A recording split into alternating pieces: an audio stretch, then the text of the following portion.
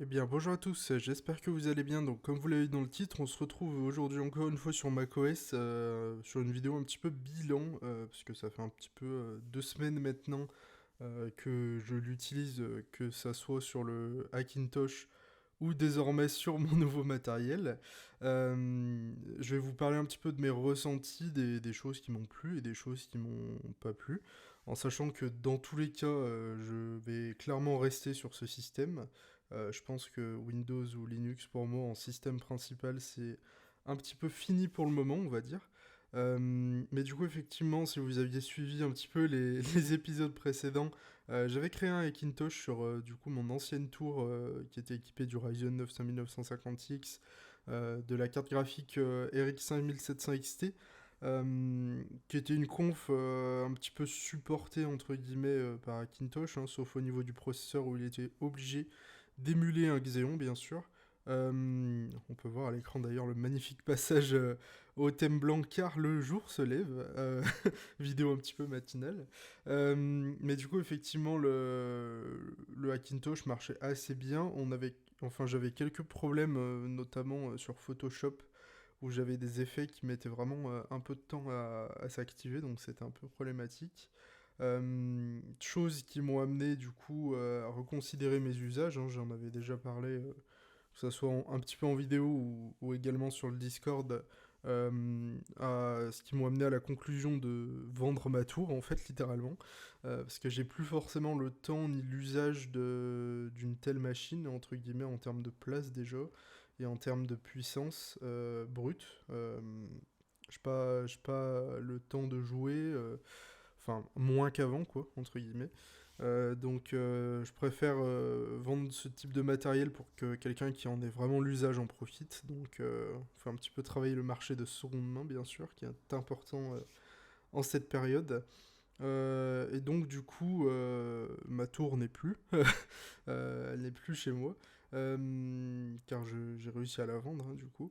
Et j'ai remplacé du coup tout mon matériel informatique, en fait, enfin, le cœur du système, par un MacBook Pro 14 pouces de 2021, du coup, qui est équipé du M1 Pro, bien sûr, dont vous avez un petit peu les stats à l'écran. En l'occurrence, moi, c'est la version, du coup, avec 10 cœurs de CPU et 16 cœurs de GPU, et 16 Go de RAM, bien sûr, et 1 Tera de stockage.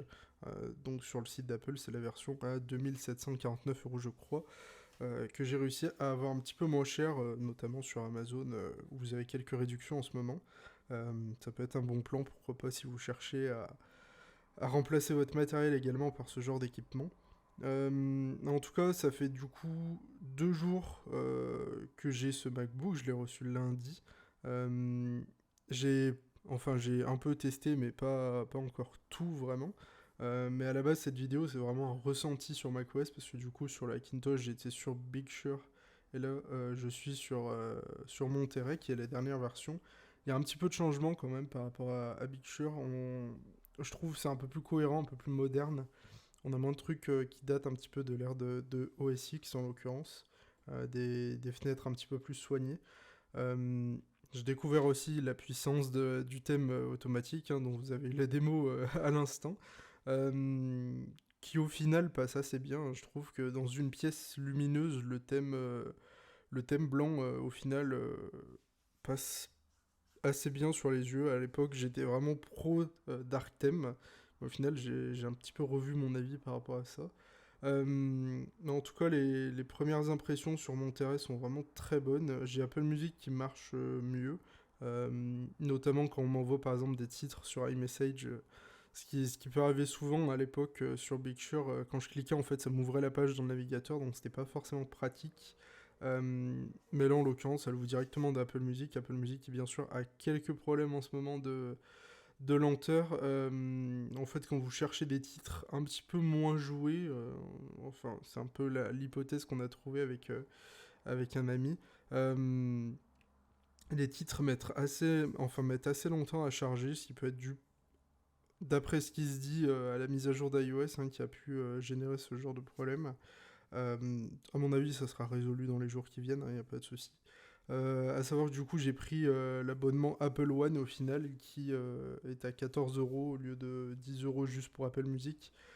qui permet quand même d'avoir Apple Film et TV, là, leur sort de Netflix, plus un petit iCloud de 50 Go, donc ça peut être toujours appréciable pour stocker des documents, bien sûr, en sachant que j'ai OneDrive également, car j'ai Office 365 pour l'école. Mais après, j'ai déjà 1 Tera de SSD sur cette machine qui font très très bien le taf. Euh, Après aussi également, ce qui m'avait un petit peu manqué, que j'avais pas sur mon Macintosh et que j'ai maintenant sur le MacBook, c'est Twitter qui marche correctement, enfin via l'application native hein, qui est dans l'App Store. J'avais vraiment des scrolls horribles.